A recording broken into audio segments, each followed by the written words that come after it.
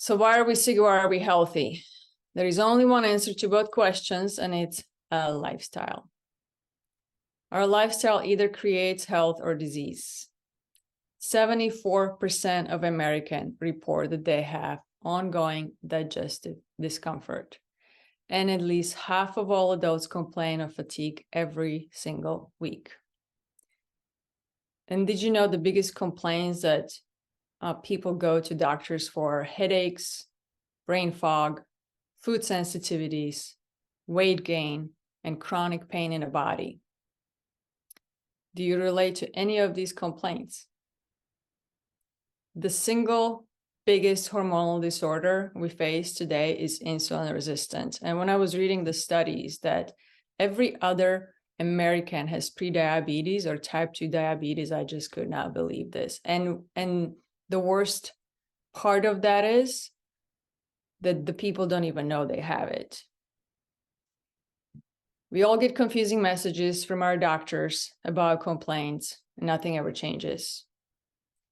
We have a great disease care system, but a terrible healthcare system. There's an information overload and a lot of misinformation. And then there's our personal journey, just like Summer has and each of you have. And the important thing to me is the message I want to get out. I don't want you to accept living this way as part of the aging process, because common is not normal. And more we understand food and more you understand yourself, more you can be in charge and create the health you want. So the great news is, if the lifestyle got us to where we are with these pains or headaches or any other symptoms, lifestyle choices can get us to where we want to be and feeling great. It is in your hands to create that specific lifestyle that works for your specific needs. So what if you sleep great through the night, you wake up in the morning, you feel amazing, you have absolutely no pain, you feel energized and clear in your head, you move your joints with no pain, you're able to do all the things that you love.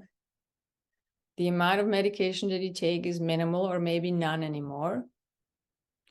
Imagine if there were simple steps you can take to sleep better, feel better, move, and think better. You have someone guiding you and supporting you, holding you accountable, and being there for you throughout the whole time as you're changing your behavior. And this is the work that I do. That's the incredible, rewarding work with my clients and my friends and family, creating a lifestyle that works for each specific person. So the good news is that you took the first step to be here today, and the healing starts from taking this very first step. So congratulations.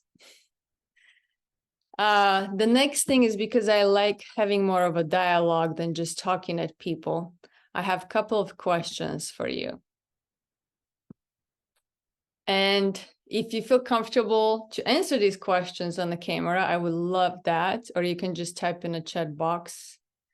So if you can take 2 minutes max to answer these two questions. What do you struggle with the most when it comes to food and health?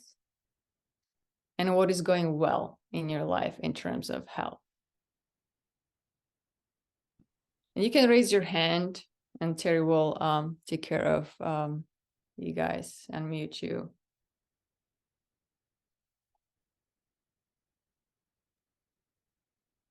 Yeah, I don't mind sharing. This is Catherine. Hey, Catherine. Hey. I would say one thing I struggle with the most when it comes to food and health is consistency. I'll get on a roll and I'll feel really great, and I'll be telling everyone about, how it's wonderful not to eat sugar, but then it fades away. So I have trouble with, I would say, consistency. And I would say one thing that's going well in terms of health is meeting with a trainer twice a week for strength and fitness. That really helps me stay consistent with that practice. So that part's going well. But I'd like to be able to do it on my own without paying someone else to help me. I don't know if that's possible. Thank you so much. Yeah, of course it is. Thank you so much for sharing. Anyone else?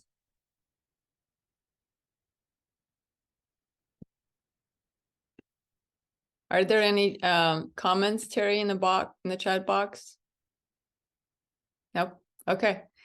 Well, thanks, Catherine. Since nobody else feels comfortable answering the question right now, maybe it's something that you can just answer for yourself. And what you're talking about is very, very common. The consistency is the most important thing, and it's the hardest thing. But that's where I talk about not to beat yourself up. Just the fact that you have that knowledge and that you have that inspiration to do better is a huge, huge step. And it takes time because we have to realize we've been walking on this path of something that is not serving us for years, right? And we can just remove it. And it's like I tell my clients, if you go into the forest and there is no path, you have to create that path. And there's a bunch of weeds and trees and roadblocks, and you have to go through that. It's going to take time and patience and courage to create that path where it's so much easier to walk on. And that's where the consistency comes in, right? So just doing it. And if you need help, that's where coaching is amazing, because you have that accountability buddy and that support and guidance. It's really hard to do things on our own. I have a life coach, I have a trainer, I have help for a lot of things in my life too. So thank you.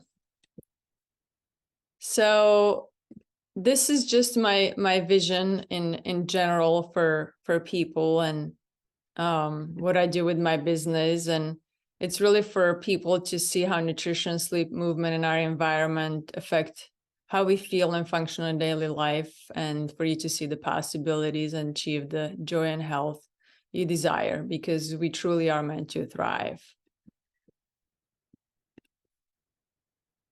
But without the right tools and support, we can become overwhelmed and feel lost. And just like I was just talking about, responding to Catherine, the most difficult thing is behavior change. And that's where coaching is really powerful. And the beautiful thing about it is it's individualized approach. So it really supports you and your specific needs, because we are where we are for many different reasons. We all have a different journey, and we all have a different story and where we want to get. So what is the cause of all our symptoms? Inflammation. And if you guys want to, talk, have questions or something, just you can put comments in the chat box too, and then Terry can figure it out. But I wonder if you have heard about the word inflammation and what it actually is. So inflammation is everything that you're feeling. It's the mood issue, it's the anxiety, it's the depression, it's the ADHD that we hear about, and ADD, the itchy skin, when you're getting up in the morning and your joints are hurting, when you can't get off the couch because you don't have energy, if you want to exercise, but you just don't have energy, all the unexplained pain and soreness, weight gain, all the neurodegenerative diseases from Parkinson's and Alzheimer, cancer, they're all inflammation. And inflammation is a symptom that leads to disease. And these are all the diseases that are being created from chronic inflammation. We're not talking about acute inflammation, like when you exercise, you're creating an inflammation, which is good.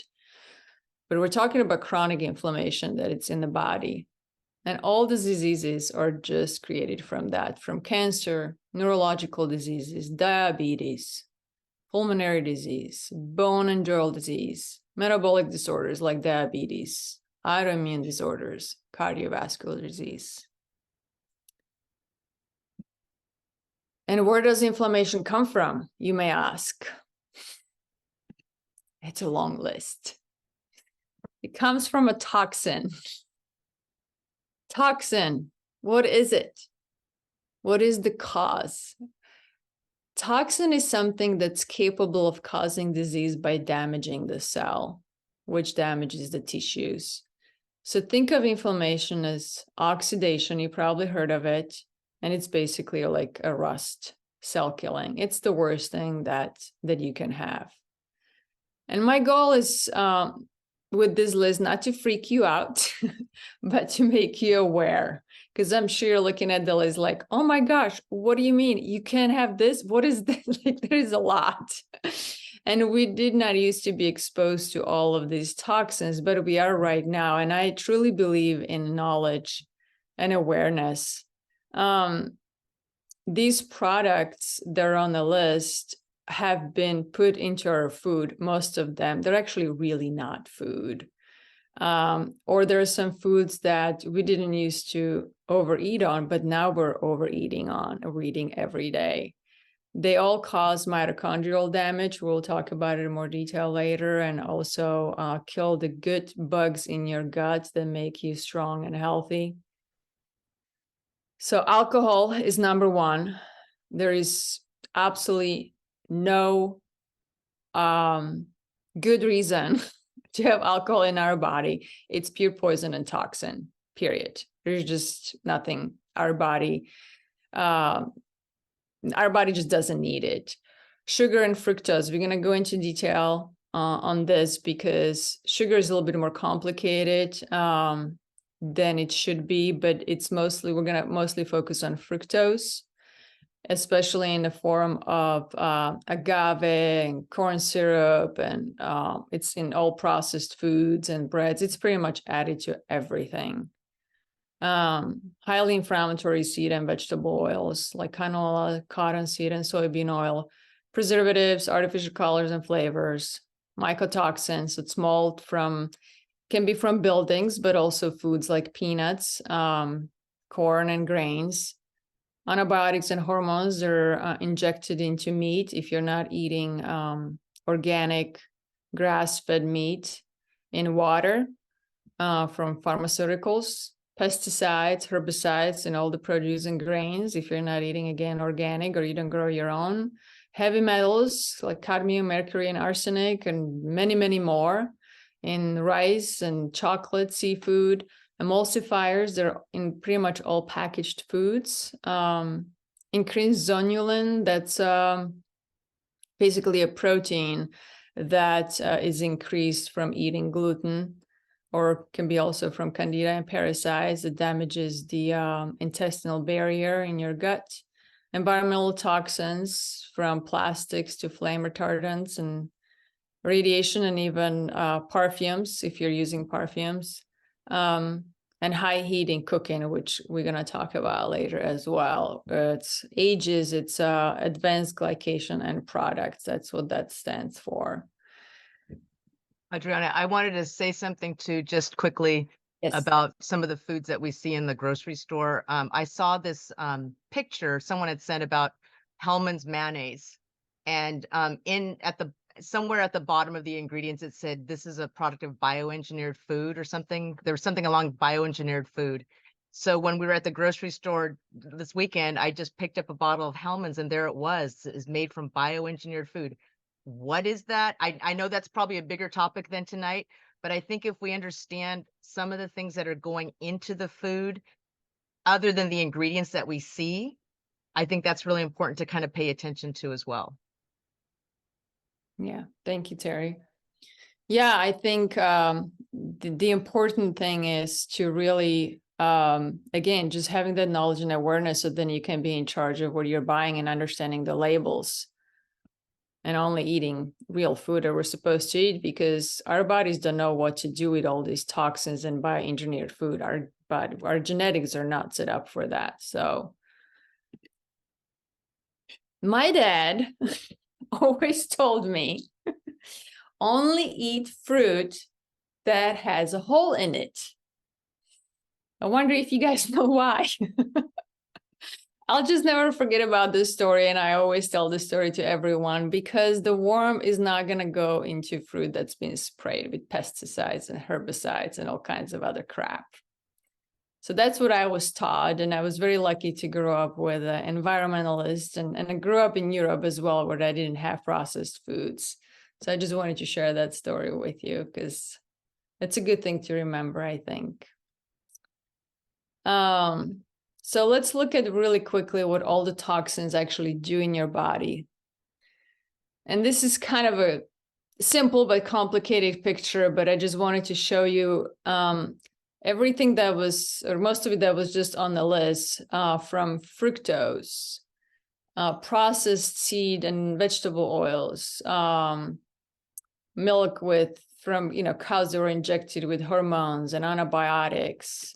There is glyphosate. There is the gluten that increases zonulin, as I was talking about. It all affects the intestinal barrier. So, and you can imagine it's like a wooden fence that's nicely put together. And if we're eating things that are damaging it, these planks will break off and your dog is going to run out of the yard, right? We don't want that, or we don't want something to get in your yard. So that's kind of what happens. We want these junctions really tight and healthy, and the mucosal membrane be really nice and healthy. And the other part that's being affected is the mitochondria, which I'm sure some of you have heard of. Is it's the most important part in the cell that creates your energy. That's the organelle that is responsible for you being able to be here and listen and talk and think and move. That is your energy system right there. So this is what the mitochondria looks like when it's nice and healthy. It produces lots of energy and very few harmful free radicals. I don't know if you guys know that we're creating toxins all the time as well. When the mitochondria is producing energy, it also creates toxins. But because we eat good foods that have those antioxidants, we can easily remove these toxic products from creating the energy. That's just what the biochemical process is. It's completely fine. But when we're eating unhealthy food, then we're producing very little energy and a lot of free radicals and rust and oxidation. And then we don't have the good ingredients to remove these toxins. And that's where the problems happen. So let's talk about sugar, the favorite. So sugar is one of the causes of inflammation that's absolutely everywhere. And sugar is okay if we treat it as an occasional dessert, but not if we eat it all the time. The big challenge with sugar is that the big food companies mix it into pretty much everything from salad dressings to pasta sauces, breads, and protein bars. When I came to the United States and I tasted bread for the first time, I was shocked. It was sweet. And when I was asking Americans, why is this bread sweet? They were looking at me like I was crazy, that it's not sweet. And I started to look at labels, and every single one of the breads had sugar in it. And it was sweet to me because I have never had sweet bread. It really took a long time and a lot of conversations for people to realize that, oh my gosh, the bread is really sweet. And because we're so used to it, we don't even taste it anymore. And that's the scary part. So we need to start looking at added sugar on packaged foods and ingredients. Alcohol, fruit juices, it's all high fructose. Agave, that unfortunately a lot of vegans use in a place of sweetener, is worse than high fructose corn syrup. Regular alcohol use and fructose damages the gut barrier by creating holes in the gut cells that allow harmful bacteria into the bloodstream, triggering an inflammatory immune response. There is absolutely no safe amount of alcohol, and there is absolutely no safe amount of fructose. It's poisonous for our liver, for our pancreas, gut, brain, mitochondria, everything. It's extremely addictive. It stimulates the dopamine reward system, not just in the brain, but we actually have dopamine release and receptors in our gut as well. Just like what I learned in the last couple of weeks, we have taste receptors in our gut as well, which is absolutely amazing. The hormone ghrelin, if you heard of it, tells you to eat. When ghrelin is released in your gut, it tells your brain, I am hungry, I need to eat. Leptin, and that tells you to stop when you're full. So leptin is very important. But guess what? Leptin gets blocked from high insulin. So if you're eating a lot of sugar, your pancreas has to release insulin to deal with the sugar, to take it into the cell and deal with it, right? But if you have too much insulin, leptin is blocked. So now you don't have anything to tell you that you're full and you need to stop eating. And people need to understand that this is why when you eat sugary foods, you eat a lot more of it than if you're eating foods that have healthy fats or protein. And that's why it's so addictive. So it's very, very complex science. And once we understand it, then we can make better choices. The other problem with fructose is that it actually depletes our mitochondria of energy. It's a very different process than glucose. Like glucose is, for example, in rice and potatoes, and glucose we need for creating energy. But fructose is actually the opposite. It acts just like alcohol. And when you think about it, what is alcohol made of? Alcohol is made of fruit. So it has the exact pathway as alcohol. So it does not create energy. It actually depletes your mitochondria from energy. And on top of that, your body has to pretty much drop everything because it's a toxin for your liver. And your liver now has to work really hard to remove it from your body. So it's not toxic and poison to your body. The other great thing that I've learned is that you don't actually need to eat any sugar because your body can make glucose if it needs to from protein and fat. Your liver can do that very easily if you need the energy. We need to stop eating sugar as food. Anything with added sugar is a dessert. And we need to stop feeding our children dessert, especially in the morning.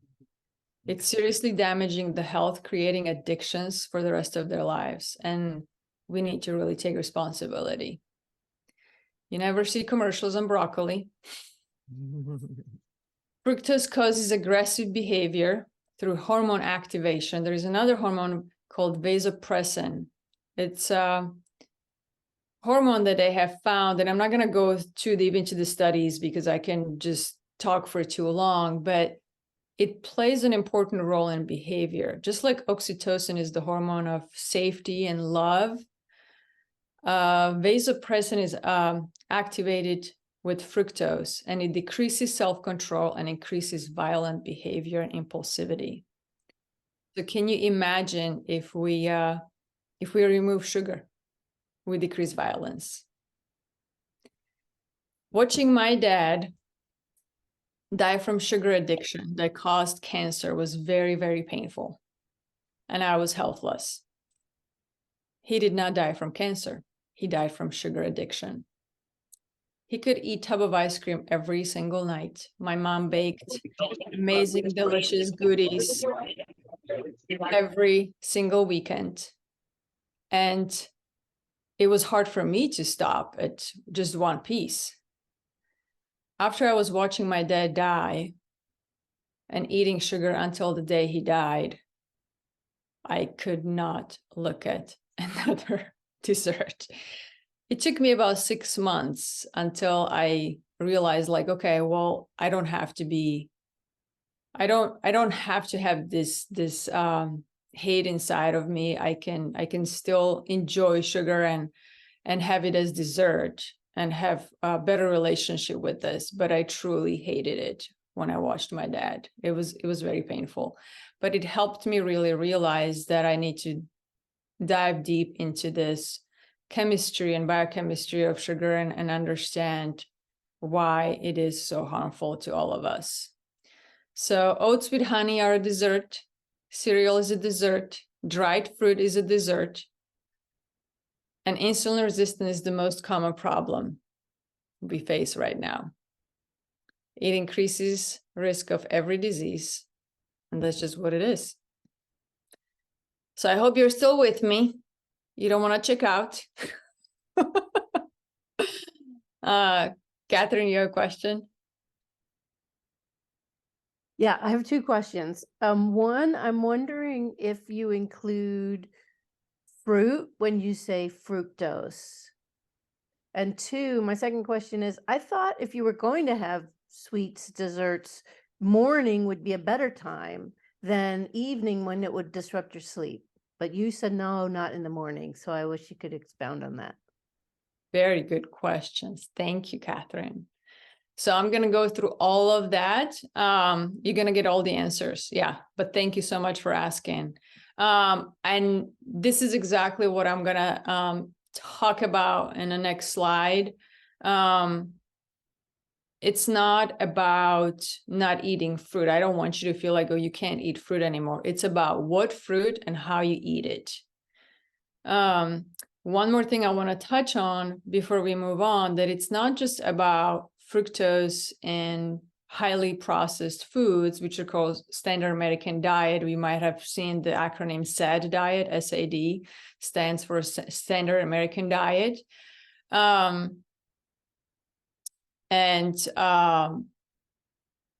it's basically, you know, it's that and added to everything. And then specific fruits that we're going to go over. And I think it's the next slide. So also thinking about highly processed foods like French fries, for example. They're highly glycemic carbohydrate that's coated in salt. And what happens, the salt actually causes dehydration-like state and encourages the conversion of the starch into the fructose. And then fructose turns into fat. So for example, if you get your lipid tested, you see triglycerides on the lab work, and that's basically a fructose that has been turned into fat. So this is just kind of an information that I was shocked to learn about, that also if you eat French fries, that turns into fructose. It's a very complicated science, but important to know. So this is going to answer some of the questions. So when you look at this table, you have glucose and fructose on the right. So corn syrup, if you just have pure corn syrup, it has 0 fructose and it's pure glucose. Your brain is glucose. We need glucose for energy. But we have to also be very careful, because we eat too much glucose, that turns into fructose. This little tricky fructose is everywhere. When you look at agave, what unfortunately vegans use as a sweetener, it's 88% fructose. So if vegans eat agave sweetened drinks or whatever every single day, they might want to check their liver. Apple juice concentrate, 66%. High fructose corn syrup, 55% fructose. Honey, it's pretty much half and half. So if you're going to have these things, you know, have it very, very occasionally, or try to replace it with something that's much better. And this is what's going to answer your questions, Catherine, and probably everybody else is wondering. So choose fruits with low glycemic index. Instead of having cup of grapes, choose berries. They have 6 grams of fructose, and this is all based on, let's see. So we have 1 cup of blueberries has 7 grams of fructose. And also it's very rich in polyphenols. So you also have to look at that, right? They're so important with minerals, vitamins, enzymes. I mean, they have they're so dense in nutrients that you kind of have to weigh those things, right? Apples, pears, they're absolutely amazing. They have incredible fibers as well. They're important for your gut microbiome. But you might want to stay away from figs or raisins, mangoes. Dry fruit is absolutely the worst thing you can eat because it's a concentrated fructose without any water. So the next thing, we can move away from sugar. Actually, I'm going to answer Catherine's question too about when to eat. That was a good question because we're actually more insulin sensitive in the morning than in the evening. So you want to stay away from eating sugary treats in the evening and alcohol as well. But again, this would be more of a question of what are you thinking about eating in the morning? If it's fresh fruit, yeah, that's fine, but don't have it on empty stomach. Have some yogurt or some protein with it, right? Because whenever we dump sugar on our empty stomach, that's when it increases the insulin. We need to slow down the absorption with some fiber, fats, and protein so it can be used better. Then, your pancreas is going to go crazy, like, oh my goodness, now I have to release all this insulin, and it's going to create a spike in your glucose, which causes inflammation every time you have a spike.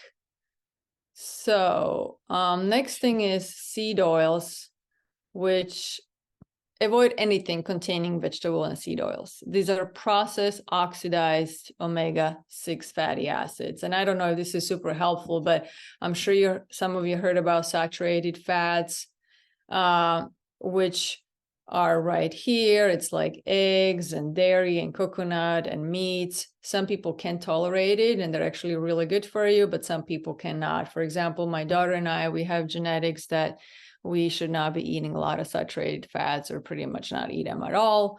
So it's also good to know your genetics. Monounsaturated fats are really good, just like olive oil or avocado oils and nuts and seeds. And so the difference is you see a double bond here. So they have one double bond, so they are liquid at the room temperature. Saturated fats are solid. And then you have the omega-6 and omega-3. So we need both, but the problem here is that we need more of omega-3 fatty acids than omega-6. And if you eat standard American diet, you have more omega-6, which is highly inflammatory. It oxidizes very easily. It's highly processed, chemically processed.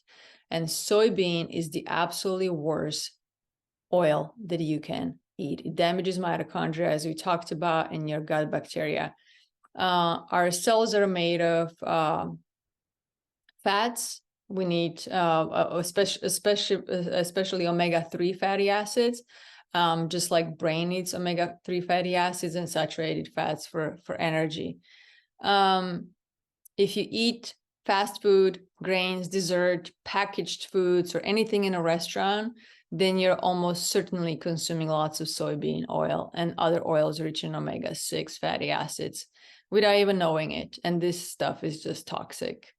Processed food also contains chemicals, food additives, and GMOs, dyes, fillers, and all kinds of other stuff. So I want to go quickly on preservatives and pesticides as well. We got a question, and I always ask people, do you have preservatives, artificial flavors, colors, emulsifiers in your kitchen cabinet and sprinkle it on your food every day? I wouldn't think so. So why would you eat it if somebody else puts it in your food? It's just not food. MSG, it's kind of the same thing. Avoid anything with monosodium glutamate, MSG. It's not just in Chinese or Asian food. It's a neurotoxin. It penetrates certain brain regions and destroys neurons. And again, it affects your mood and your behavior.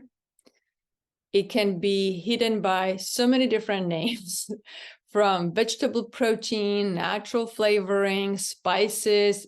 These big food companies just want to trick us, unfortunately, and get us addicted.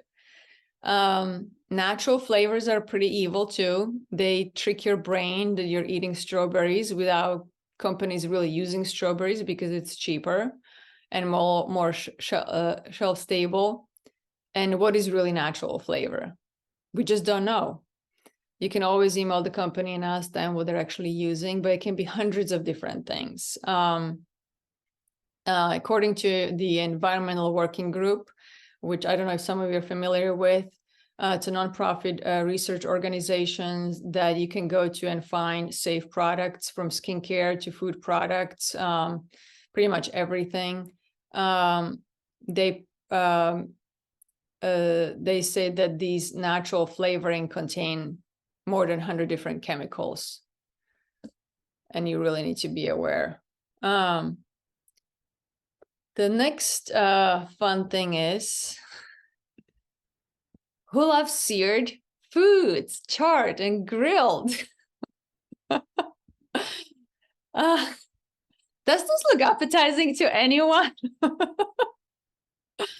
Have you heard of AGEs? Advanced glycation and products. Cooking matters. How we prepare our food has an incredible impact on our health. Advanced glycation and products, or as called AGEs, it's a process when the sugar molecule oxidizing fat and protein in your body. That's called glycation. It's inflammation again. So one major source of these AGEs is when you have chronically elevated blood sugar caused by insulin resistance, and the other is from high heat during cooking. So it's anything from grilling, frying, toasting to dark, any of those good flavors that most of us love. And why are they so bad? They're toxic molecules. They create reactive oxygen species. Again, this is just oxidation in your body. They literally cause cell death and organ damage and mitochondrial dysfunction. They're so bad, in fact, that now many doctors are now starting to actually look at AGEs levels on your lab test. They can actually see it now. So even that sugary barbecue sauce smothered all over your chicken thighs is causing some real damage, and I would think twice about eating it. The grill marks on your steaks.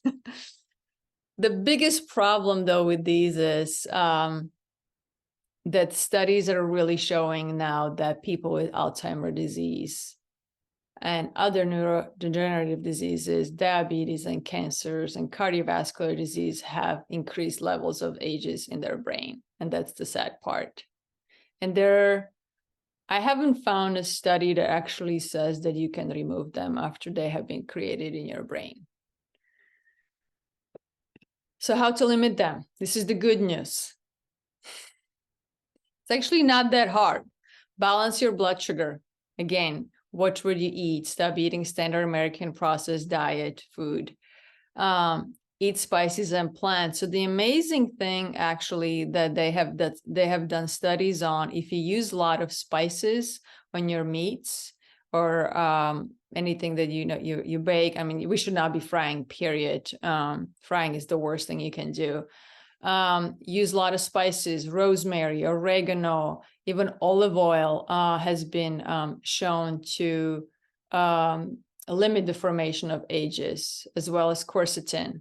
And use low temperature. So anything 320 Fahrenheit and below is safe. That's what's been studied. Marinating acid, what does that mean? Lemon, apple cider vinegar. It limits the production of AGEs by 50%. That's huge. So if you're gonna grill your chicken, then put it in acid for 20 minutes, apple cider vinegar or some other bunch of spices with lemon juice all over it, and then turn the temperature a little bit lower. You don't have to have the black marks on it, and enjoy it. It's not that complicated. How to lower the toxic load. So we're getting to some answers now after I scared you off. Eat organic food. Organic produce has been proven also to have a lot more polyphenols than conventional grown food. Eat wild meats and berries. Grass-fed and grass finished, pasture-raised, lower amount of sugar. Eat whole fruits. Don't juice your fruit. Don't dry your fruit. Just eat a whole apple and berries. Nuts and seeds, grains and legumes. I always suggest that nuts, seeds, grains, and legumes are first soaked and sprouted if possible, because it removes a lot of the anti-nutrients that these plants have that protect them from invaders, and they're very hard for us to digest. Some people don't have a problem, they're fine, but some people do, so it's always just better to soak and sprout nuts and seeds. You can also buy nuts and seeds that are already sprouted, which is nice. Always organic. Use essential oils, diffusers, salt lamps instead of scented candles and perfumes. Also check your cookware and food storage containers. Please throw away all your plastics. Plastic bottles, plastic containers, anything that's plastic, just throw it away. There's so many options, and I can tell you it's actually much cheaper too, because you buy these silicone containers or glass containers only once and you're done. You don't have to buy it ever again. And the other thing I believe in too is when we start supporting people who are doing the right thing, the producers of all the containers or the grass-fed meats, when we start supporting these people, then the companies that are doing the wrong things are going to have to rethink what they're doing, because they're going to start losing profits. That is my hope anyway. EWG and Think Dirty are great resources for you to look up healthy products. They both are have apps. At the end, I have a bunch of resources. If anybody's interested in having more resources, you can email me and I can send you some stuff and PDFs and things like that. It's really important for us to just be responsible for our own health. It's time to start questioning your doctors, your food sources, and all you eat, and ask questions. Just keep asking questions. When you start reading labels, you'll be shocked at what you find, especially after this presentation. Also, what I wanted to touch on is knowing your source. Just because something is local, it doesn't mean it's healthy. So ask your local source as well if what you buy is organic. Support regenerative farmers. These guys really are doing the amazing thing for our environment and for you. So we need to support these people. We need to start supporting people who are doing the right thing. Also, I'm talking about a lot of toxic stuff and scary things. And I want to mention that most of us don't get sick if we're eating small amount of sugar and all these toxins. Our bodies are very strong and they're made to get rid of most of these toxins. The problem is that when we do this all the time. So, and that's where I get to this tip. My thing is, I'm kind of safe from sugar thanks to my dad, but I love chips. So crunchy, salty, anything crunchy and salty, I just absolutely love. So I have this tip. I created this for myself and I thought I'd share it. So it's 3 things. If you have, and I'd love to know actually what your fun food is. Some people call it kryptonite. Some call it the guilty pleasure, which I don't really like because I don't want to feel guilty when I'm enjoying something. So I call it the fun food. So number 1 is choose a better option. So for example, I used to eat corn chips. Now I eat cassava, organic cassava chips that are made with avocado oil. So it's a better option, but it still gives me the crunch and the salt. And then plan it. I'm not going to eat it for breakfast, right? I am going to have it after lunch, after I had some good nutritious food with protein and vegetables, and I'm going to sit down and enjoy it. Because there has been a Stanford study as well that the way we feel really affects the digestion and assimilation of the food that we eat. So if you feel guilty about what you're eating, you're increasing cortisol, which means you're increasing insulin and you're increasing inflammation in your body. I hope this all makes sense. So if you're going to eat something that you enjoy that might not be that good for you, please enjoy it. Just enjoy it. Don't do it every day, but enjoy it when you do it.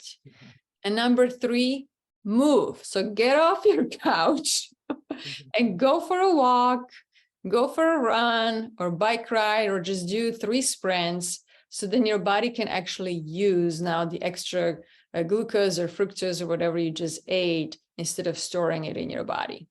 So that's just my tip, and I hope it's helpful to some of you. Anybody wants to share about their fun foods, what it is for you? You can even put it in a chat box. Okay, so we'll move on. Detox is a lifestyle, not an event. We're detoxifying 24/7. The toxins we're exposed to 24/7 from inside and outside. We need to start changing our lifestyle, not getting fixated on temporary diets. If you want to lose weight and keep it off, you have to make sustainable changes. You can probably drop 5 pounds quickly if you go on strict cleanse, but it'll likely come back. And I have not met a person who enjoys these temporary cleanses. So it creates another stress on the body. It's really about creating a lifestyle with low inflammation and nutritious foods. It's okay to do healthy cleanses, like when somebody does intermittent fasting or time restricting eating. Or if you go to a restaurant, for example, most of the time when we eat in restaurants, I take charcoal, so most of the toxins are not absorbed into my body. But we make toxins all the time. Our bodies make toxins as we're making energy. We're exposed to toxins all the time. So we need to be removing these toxins every day, not making an event out of it. It needs to be an everyday thing by the way we eat and treat our bodies. I heard a quote one time to somebody says, love the food that loves you back. So the goal is lower toxins, increase nutrients. One other part of toxin removal is bowel movement. I wonder if anybody can tell me, how often do you think it is normal to poop? Yes, we all poop.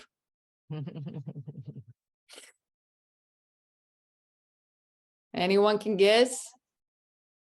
Is anybody saying anything, Terry? Oh, Scott, Daily? Scott. Oh, I just said 2 times a day. Is that? Nice. Awesome. Well, yes, at least once in 24 hours, but 2-3 times, basically after each time you eat. That is a healthy body. That's when you're removing toxin. Up to 80% of people with Parkinson's disease have constipation. What does that mean? They have accumulation of toxins and waste products in the gut. It's scary. So what is food? Let's talk about food. Food is nutrient. Food is any nutrition substance that we eat that gives us energy and building blocks to grow and repair. Food is so emotionally loaded. It is so hard to speak about. It's so complex and so specific to each person. We're overloaded with so many contradictory messages and trust Google or other online sources we don't even know. I always ask my clients when they share about their new diet, they will save them. What's their source? right. What makes you trust it? And it's desperation, unfortunately. And when we make choices when we're desperate, that's the worst place to be to make a decision about your health. Anyone can write a book, write a blog, post a YouTube video now. It is so overwhelming and confusing. And yet people are so attached to one specific diet plan and will fight over their diet without any deep scientific or personal evidence. And then they force their view on others. We need to take responsibility over our health, just like we take responsibility over our own bank accounts. I am not an advocate for any particular diet, period. So anybody who ever asked me about what my diet plan is, it's very, very personal. There is not one perfect nutritional plan that works for every single person. And that's where coaching comes in. So what information do I give to my body when I'm about to eat? You can just ask that question. When I'm about to eat this food, am I creating health or disease? If you give your body good instructions, it's going to lead to health. If you give your body flawed instruction, it's going to lead to disease. We truly are what we eat. Food is nutrient, and we need to start treating it that way. What you choose to eat either gives you the substances to make energy and help your body get rid of toxins, adds loads of toxin to create more inflammation and disease.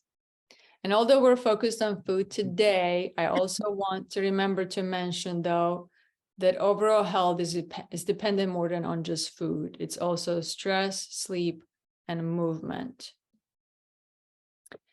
So before we dive into food more, I want to address hydration that sometimes people leave out, which is also a huge part of a detoxification process. Adriana, Yes. I just want to tell you we're about 60 in. Oh, wow. Okay. I need to move on really quickly. Sorry, guys. Thank you for the reminder. Well, I want to just I just somebody's, if you guys gonna mute yourself, that would be great. You may remove headache just by drinking 16 ounces of water in the morning and then 16 ounces of water with electrolytes in the morning and get some sunshines. Water increases your blood volume, which helps your heart. Electrolytes, minerals hydrate your cells, which is really important. The water can't get into the cells without minerals. So hydration is extremely important. A lot of people, when they get up first thing in the morning, they reach for coffee instead of water. So if I can just give you any suggestion, if you have any pains, any symptoms, any trouble, just try water. And I'll just tell you really quickly a story of a friend of mine who was really struggling in the morning, and he thought he was addicted to coffee, which coffee is really addictive. He had trouble sleeping and he had trouble getting up in the morning. He thought he could not function without coffee. I told him to just delay the coffee for 1 hour and drink water and go outside. After 2 weeks, he told me, I don't even want the coffee anymore. That he's been practicing this. It's incredible. It's so powerful. Our bodies are that powerful. So I'm going to move on quickly through this, and I apologize. I just want to go over that it's not just about what we eat, it's how we eat, when we eat, and how much we eat. So what we eat is, as we already talked about, high quality food is going to equal to high quality life.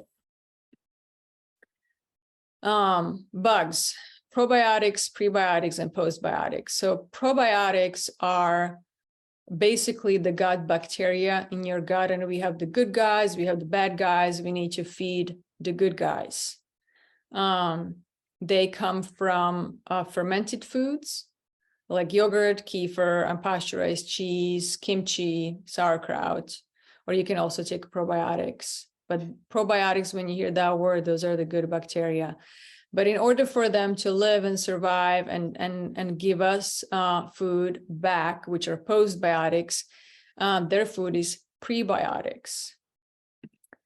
Healthy garden needs healthy soil, just like when you want to grow your healthy produce, you need to have healthy soil, and that's what the gut is. Immune system is in your gut. Same thing, if you have healthy gut bacteria, it communicates with your immune cells and calls them for help. So it's really important. Talking about prebiotics, there are many different kinds of prebiotics, but if you just focus on eating vegetables, berries, mushrooms. Have a very specific prebiotic called beta glucan. They're very, very supportive of immune health as well. You just need to eat a variety of prebiotic fibers to feed these guys. The amazing thing is that when you eat these fibers, our body actually doesn't make digestive enzymes to break them down. You are literally just feeding the bugs. You're not even feeding yourself. It's pretty incredible. And then I'm just going to move through this kind of quickly, but just to kind of give you an idea, if you eat apple with skin, it has 4 grams of fiber. If you eat black beans, a cup of black beans have 15 grams of fiber, just to give you an idea of how much fiber is in each food. And you can Google this very easily if you have a good source. And if you give body what it needs, it truly is a miracle, and it will serve you well. This is an example of one polyphenol in onion specifically. This is a structure of quercetin. It's in apples and especially in onions and also other produce. It blocks all of these inflammation markers that cause all the diseases, from neurodegenerative disease, especially tau in a brain, cardiovascular diseases. I eat raw onion every single day. How we eat, extremely important. This is where we were talking about, Catherine was asking about fruit as well.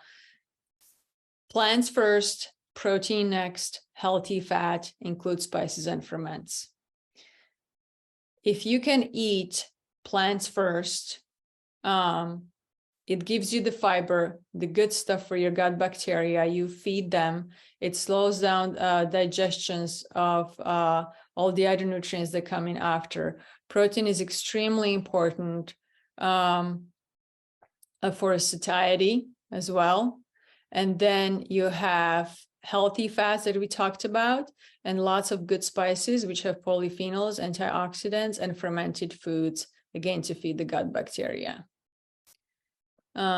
Protein, let's see. So this is what I committed to with my family, and you can make the same decision. You have 1 bowl of vegetable with each meal that you eat. Just like you have a cereal bowl at home, you can use that cereal bowl. You can throw away all your cereal and you just use that bowl for vegetables, and you can have sauteed broccoli or whatever vegetable. You make sure you eat a variety and just have that bowl with every single meal that you eat, and you're going to make a huge difference in your life. And just eat that before you go onto your meal. These are different sorts of protein, just to give you an idea. Protein is extremely important. It's a building block. It's made of amino acids that are essential to life. I'm not going to go over too much information on that. Can be another talk. But it's responsible for every single function in the body, especially building muscle. If you have a lot of lean muscle, then you're just a much healthier person. Period. Your glucose gets taken up by muscle, so it doesn't stay in your bloodstream and causes inflammation, cardiovascular, and other diseases. This is for people who are not eating meat. It's kind of an example of hemp seeds are very rich in protein, 3 tablespoons, 10 grams, for example, which is pretty awesome. Eggs have 6 grams of protein. Healthy fat, we kind of touched on a little bit. Again, healthy fat is extremely important for hormone building, for cell membranes, for energy. Just make sure you choose the right fats, saturated or omega-3 fatty acids. These are all the yes fats: olive oil, avocado oil, MCT oil. Fish, make sure you use wild fish. And nuts and seeds are rich in protein and fats, minerals, and enzymes. And choose organic. Proper chewing. So how we eat. Adequate stomach acid, digestive enzymes, and bile production. When you start chewing your food, then your stomach can get ready to increase the acid, to break it down, and your pancreas can get ready of creating digestive enzymes and to process the foods much better. and absorb the nutrients. When we eat, so really quickly on this one, what is circadian rhythm and what is it influenced by? I don't know if anybody heard about this, but circadian rhythm is your biological clock. It's influenced by light. We cannot escape from it. We cannot change it and influence it. It is what it is. Just like the earth rotates around the sun. If we don't follow this natural, powerful cycle, we create disease. Your body is better at metabolizing and digesting during daylight hours. Every single cell in your body has 24-hour clock. Genes are expressed based on this cycle, and organs function on this cycle. Melatonin rises in the evening and cortisol in the morning so you can get out of bed. Supporting this cycle by the way you eat your foods, you're going to support your health. This is just a picture of the circadian rhythm. It gives you an example of melatonin secretion around 9 p.m.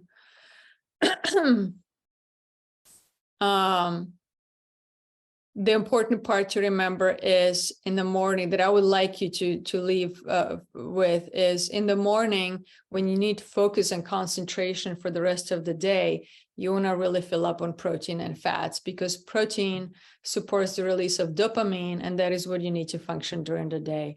If you eat sugary foods, like I said, that's not breakfast, that's dessert. Anything with sugar in the morning is a dessert. And you're going to increase your energy really quickly, but then you're going to crash and you're not going to be able to function properly. Why is nutrition so personal? Well, as I told you the story about my daughter, it's everybody's unique. There is not one right way. We all need to understand ourselves in order to make the right decisions for ourselves. It depends on genetics, on current toxic load in our bodies, your physical health and needs, your current microbiome, your current environment that you're living in, whether you're female or male, where you are in your cycle. If you're a female, we have to also respect that, and your age. Okay, we're coming to the end. Sorry that it took me longer. Your symptoms are asking you to learn something about your unique self. There is a wisdom, an opportunity to learn from every unwanted pain and suffering. Many people with digestive issues like heartburn, which is a symptom, find themselves on medication to manage this condition. And it never goes away. It's extremely painful.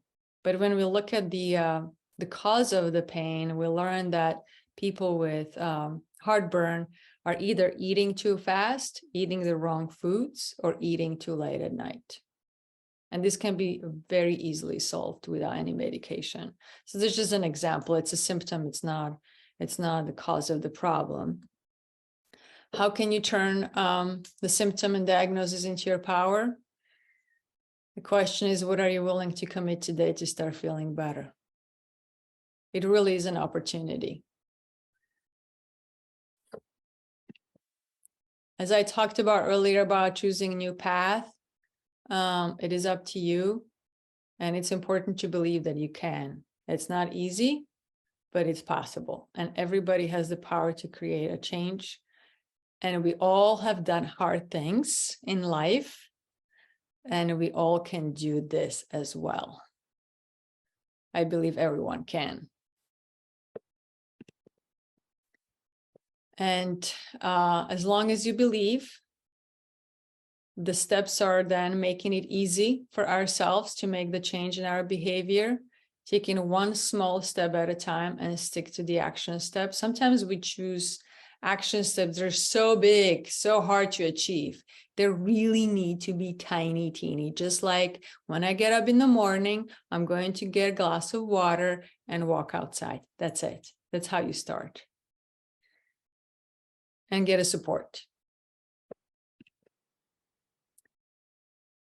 So to end, it's really what we're talking about: eating whole, nutrient-dense, minimally processed foods, plants, protein, fats, probiotics, spices.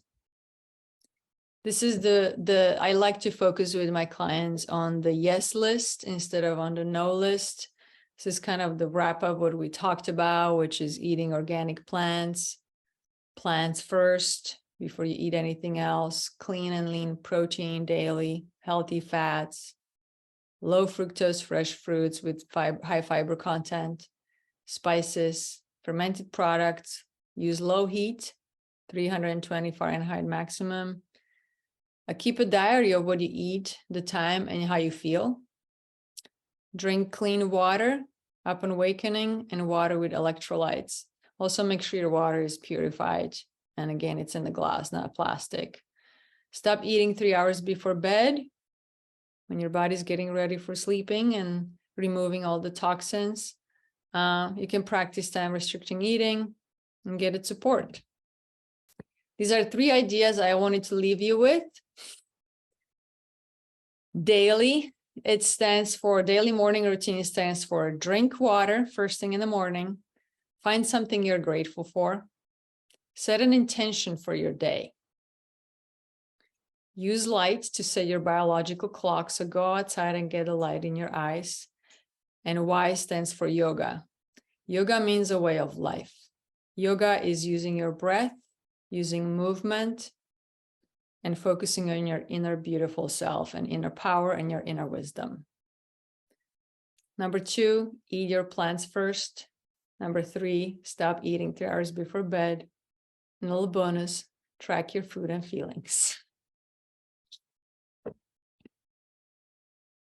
And that is it for today. Sorry that I ran long. Oh, Adriana, that was beautiful. That was great. Thank Wow. you. Learned This a is lot. what I would love to hear from anyone Yeah. what's been their learning insight, although I had to kind of rush it at the end if anybody wants to share. I actually took some notes that I'm going to check up on myself. So thank you for that. I'm always feeling like it's always a learning process. Thank you for your time. And thank you, Terri, for everything that you're doing. You're doing incredible work. So lots of love. All right. All right, folks. We'll Thanks, talk everyone. to you soon. Bye, guys. Okay. Thanks. Okay. Thanks. Bye. Take care, everyone.